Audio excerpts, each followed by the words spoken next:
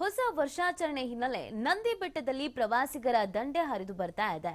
ನಂದಿ ಬೆಟ್ಟಕ್ಕೆ ತೆರಳೋಕೆ ಕಾದು ಕುಳಿತಿದ್ದ ಸಾವಿರಾರು ಜನ ಬೈಕ್ ಸವಾರರು ಮಧ್ಯರಾತ್ರಿ 3 ಗಂಟೆಯಿಂದಲೇ ನಂದಿ ಹಿಲ್ಸ್ ಚೆಕ್ ಪೋಸ್ಟ್ ನಲ್ಲಿ ಜನ ಕುತ್ಕೋಬಿಟ್ಟಿದ್ರು.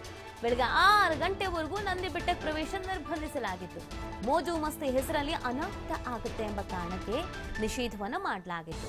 ನಂದಿ ಬೆಟ್ಟ ಪ್ರವೇಶ ನಿರ್ಬಂಧಿಸಿದ ಚಿಕ್ಕಬಳ್ಳಾಪುರ ಜಿಲ್ಲಾಡಳಿತ ಇವತ್ತು ಬೆಳಗ್ಗೆ 6 ಗಂಟೆವರೆಗೂ ಇದ್ದ ನಿರ್ಬಂಧ ತೆರವು ಹಿನ್ನೆಲೆ ಏಕಾಏಕಿ ಸಾವಿರಾರು ಬೈಕ್ಗಳಲ್ಲಿ ನಂದಿ ಬೆಟ್ಟ ಪ್ರವೇಶಿಸಿದ್ದಾರೆ ಬೈಕ್ ಸವಾರರು.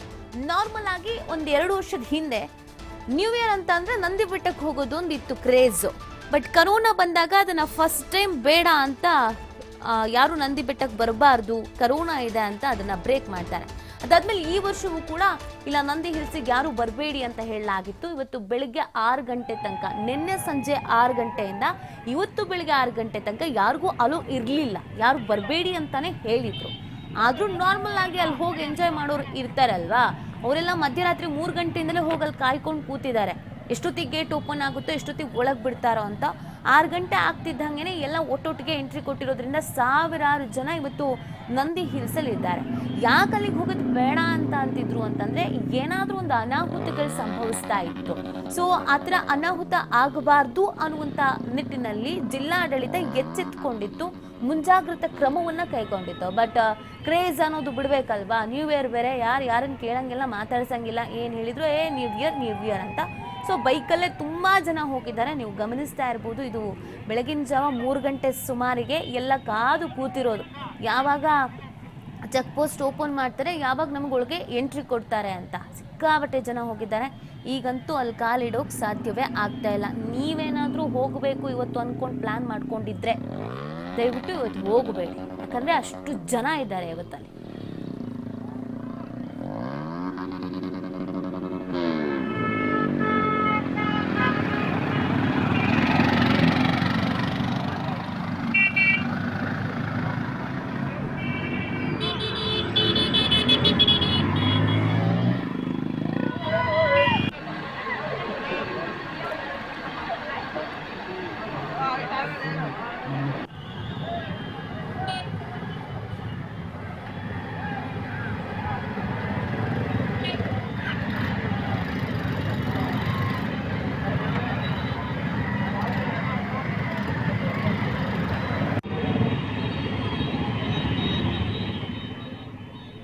ಈ ಬಗ್ಗೆ ಮತ್ತಷ್ಟು ಮಾಹಿತಿಯನ್ನು ನೀಡ್ತಾರೆ ನಮ್ಮ ಪ್ರತಿನಿಧಿ ಸುರೇಶ್ ಬಾಬು. ನಂದಿ ಹಿಲ್ಸ್ಗೆ ಆಕ್ಚುಲಿ ಯಾರು ಬರಬಾರ್ದು ಅಂತ ನಿರ್ಬಂಧ ಹೇರಿದ್ರು ನಿನ್ನೆ ಸಂಜೆ 6 ಗಂಟೆಯಿಂದ ಇವತ್ತು ಬೆಳಗ್ಗೆ 6 ಗಂಟೆವರೆಗೂ.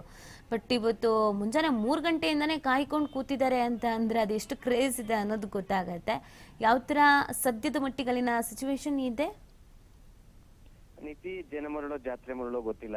ಬೆಳಿಗ್ಗೆ ಆಗ್ತಕ್ಕಂಥ ಸೂರ್ಯೋದಯನ ನೋಡ್ಲಿಕ್ಕೆ, ಕಣ್ ತುಂಬಿಕೊಳ್ಳಿಕ್ಕೆ ಬೆಂಗಳೂರು ಸುತ್ತಮುತ್ತ ಪ್ರದೇಶಗಳಿಂದ ಬೈಕ್ ರೈಡರ್ಸು ಮತ್ತು ಈ ಪರಿಸರ ಪ್ರೇಮಿಗಳು ಅಥವಾ ಈ ಹೊಸ ವರ್ಷವನ್ನ ಚೆನ್ನಾಗಿ ಸೆಲೆಬ್ರೇಟ್ ಮಾಡ್ಬೇಕು ಅಂತಕ್ಕಂತಹ ಜೋಡಿಗಳು ಸುಮಾರು ಮಧ್ಯರಾತ್ರಿ 2 ಗಂಟೆ 3 ಗಂಟೆಯಿಂದನೇ ಜಮಾವಣೆಯಾಗಿ ಸಾವಿರಾರು ಬೈಕ್ಗಳು ನಂದಿ ಬೆಟ್ಟದ ಎಂಟ್ರೆನ್ಸ್ ನಂದಿ ಬೆಟ್ಟಕ್ಕೆ ಹೋಗ್ತಕ್ಕಂಥ ಪ್ರವೇಶ ದ್ವಾರದ ಚೆಕ್ ಪೋಸ್ಟ್ ಬಳಿ ಜಮಾವಣೆ ಆಗಿದ್ದು, ಜಮಾವಣೆ ಆದ ಪರಿಣಾಮ ಸುಮಾರು ಅರ್ಧ ಕಿಲೋಮೀಟರ್ 1 ಕಿಲೋಮೀಟರ್ ವರೆಗೂ ವೆಹಿಕಲ್ಸ್ ಜಾಮ್ ಆಗಿತ್ತು. ಏಕಾಏಕಿ ಸಾವಿರಾರು ವೆಹಿಕಲ್ಸ್ ಬಂದಿದ್ರಿಂದ ಪೊಲೀಸರು ಸಹ ನಿಯಂತ್ರಣ ಮಾಡಕ್ಕಾಗದೆ ಸಿಕ್ಕಾಪಟ್ಟೆ ಪರದಾಡಿದ್ರು. 6 ಗಂಟೆ ಯಾವಾಗ ಆಗುತ್ತೋ ಅಂತಕ್ಕಂತ ವಾತಾವರಣ ಅಲ್ಲಿ ನಿರ್ಮಾಣ ಆಗಿದ್ದು. ಬೆಳಿಗ್ಗೆ 6 ಗಂಟೆ ಅಂದ್ರೆ ಬೆಳಕೆ ಆಗಿರ್ಲಿಲ್ಲ.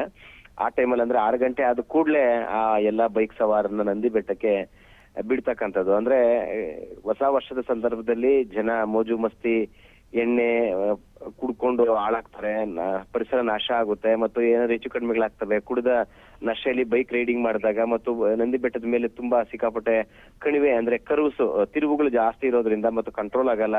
ಅಕಸ್ಮಾತ್ ಏನಾದ್ರು ಎಣ್ಣೆ ಮತ್ತಲ್ಲಿ ಏನಾದ್ರು ಬಿದ್ದು ಹೆಚ್ಚು ಕಡಿಮೆಗಳಾಗ್ತವೆ ಅನ್ನೋ ಕಾರಣಕ್ಕೆ ನಿನ್ನೆ ಸಂಜೆಯಿಂದ ಇವತ್ತು ಬೆಳಿಗ್ಗೆ 6 ಗಂಟೆವರೆಗೂ ಜಿಲ್ಲಾ ಅಧಿಕಾರಿಗಳಾಗಿರ್ತಕ್ಕಂಥ ರವೀಂದ್ರರವರು ಪ್ರವೇಶವನ್ನು ನಿರ್ಬಂಧ ಮಾಡಿ ಆಜ್ಞೆ ಹೊರಡಿಸಿದ್ರು. ಬೆಳಿಗ್ಗೆ 6 ಗಂಟೆಗೆ ಆದೇಶ ರದ್ದಾದ ಹಿನ್ನೆಲೆಯಲ್ಲಿ ಈಗ ಬೈಕ್ ಸವಾರೆಲ್ಲ ನಂದಿ ಬೆಟ್ಟಕ್ಕೆ ತೆರಳಿರ್ತಕ್ಕಂಥದ್ದು ಮತ್ತು ಬೆಟ್ಟದ ಮೇಲೆ ಇರ್ತಕ್ಕಂಥ ಪರಿಸರವನ್ನ ಕಣ್ ತುಂಬಿಕೊಳ್ಳೋದಕ್ಕೆ ನಂದಿ ಬೆಟ್ಟ ತುಂಬಾ ಫೇಮಸ್ ಆಗಿರುವಂತದ್ದು, ಜಗತ್ ವಿಖ್ಯಾತವಾಗಿರ್ತಕ್ಕಂಥ ವ್ಯೂ ಮತ್ತು ತುಂಬಾ ಪ್ರವಾಸಿಗರನ್ನ ಕೈ ಬೀಸಿ ಕರೀತಕ್ಕಂಥ ಪ್ರವಾಸಿ ಸ್ಥಳ ನಂದಿ ಬೆಟ್ಟ. ಈಗಾಗಲೇ ಸಾವಿರಾರು ಜನ ಬೈಕ್ ಸವಾರರೊಮ್ಮೆ ನಂದಿ ಬೆಟ್ಟಕ್ಕೆ ಹೋಗಿ ಅಲ್ಲಿ ಪರಿಸರವನ್ನ ಕಣ್ ತುಂಬಿಕೊಳ್ತಕ್ಕಂಥ, ಸೂರ್ಯೋದಯವನ್ನು ಕಣ್ ತುಂಬಿಕೊಳ್ತಕ್ಕಂಥ ಕೆಲಸ ಆಗಿದೆ. ಯಾವುದೇ ರೀತಿಯ ಸದ್ಯದವರೆಗೂ ಅಹಿತಕರ ಘಟನೆಗಳಾಗ್ಲಿಲ್ಲ. ಆದ್ರೆ ರಾತ್ರಿ ಮಧ್ಯರಾತ್ರಿಯಿಂದನೇ ಏಕಾಏಕಿ ಆ ಸುತ್ತಮುತ್ತ ಪ್ರದೇಶದಲ್ಲಿ ನಂದಿ ಬೆಟ್ಟ, ಚಿಕ್ಕಬಳ್ಳಾಪುರ, ಆ ಏನು ಕಣಿವೆ ಪ್ರದೇಶಗಳಲ್ಲಿ ಸುಮಾರು 10ಕ್ಕೂ ಹೆಚ್ಚು ರೆಸಾರ್ಟ್ಸು, ಸ್ಟೇ ಮತ್ತು ಸ್ಪಾಗ್ಲಿ ಇದ್ದದ್ರಿಂದ ಅಲ್ಲಿ ಬಂದು ಉಳ್ಕೊಂಡಿರ್ತಕ್ಕಂತಹ ಜನ ಹೊಸ ವರ್ಷಾಚರಣೆ ಆಚರಣೆ ಮಾಡಿದ ನಂತರದಲ್ಲಿ 12 ಗಂಟೆ ನಂತರದಲ್ಲಿ ಮೋಜು ಮಸ್ತಿಗೆ ಬಿದ್ದು ನಂತರದಲ್ಲಿ ಈಗ ನಂದಿ ಬೆಟ್ಟಕ್ಕೆ ಹೋಗತಕ್ಕಂತ ಪ್ಲಾನ್ ಹಾಕೊಂಡು ಈಗ ಬಂದಿರ್ತಕ್ಕಂಥದ್ದು ಮತ್ತು ಎಲ್ಲ ಹೋಗಿ ನಂದಿ ಬೆಟ್ಟಕ್ಕೆ ತೆರಳಿದ್ದಾರೆ.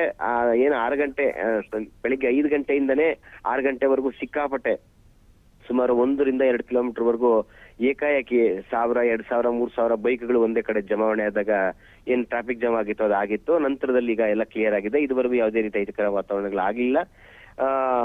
ಈ ಮೋಜು ಮಸ್ತಿಗೆ ಬೀಳ್ತಕ್ಕಂತ ಯುವ ಜನತೆ ಅನಾಹುತಗಳು ಮಾಡ್ಕೊಳ್ಳದೆ ಶಾಂತವಾಗಿ ಪರಿಸರವನ್ನು ಕಣ್ತುಂಬಿಕೊಂಡು ನಂತರ ಮನೆಗಳು ಸೇರ್ಕೊಂಡ್ರೆ ಸಾಕು ಅಂತಕ್ಕಂಥ ನೆಮ್ಮದಿಯ ನಿಟ್ಟುಸಿರನ್ನ ಈಗ ನಂದಿ ಭಾಗದ ಪೊಲೀಸರು ಬಿಟ್ಟಿರ್ತಕ್ಕಂಥದ್ದು ನೀತಿ. ಸುರೇಶ್ ಬಾಬು, ಈಗ ನಾರ್ಮಲ್ ಆಗಿ ಅಲ್ಲಿ ನನ್ನ ರಾತ್ರಿ ಸಂದರ್ಭ ಅಂತಂದಿದ್ರೆ ಸಮಸ್ಯೆ ಆಗ್ತಿತ್ತು. ಆದ್ರೂ ಇವತ್ತು ಹೆಚ್ಚಿನ ಸಂಖ್ಯೆಯಲ್ಲಿ ಜನರು ಅಲ್ಲಿಗೆ ಹೋಗುವಂತ ಸಾಧ್ಯತೆಗಳಿರುತ್ತೆ. ಸೊ ಹಾಗಾಗಿ ಅಲ್ಲಿ ಸೆಕ್ಯೂರಿಟಿ ಎಲ್ಲ ಯಾವ ರೀತಿ ಆಗಿದೆ?